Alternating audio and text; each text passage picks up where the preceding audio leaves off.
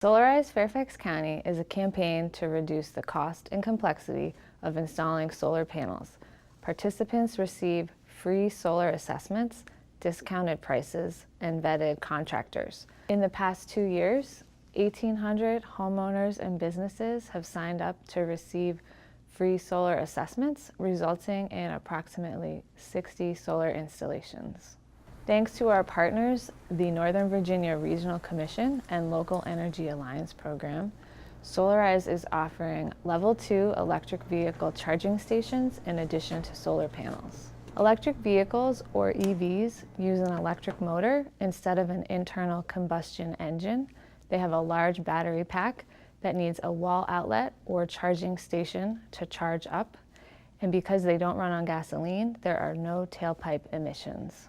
Although electric vehicles are more environmentally friendly than a gas-powered car, power plants still use fossil fuels to generate electricity.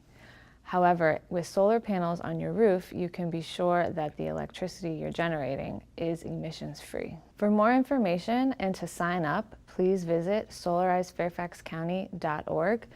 The campaign will be open from April 16th to June 14th.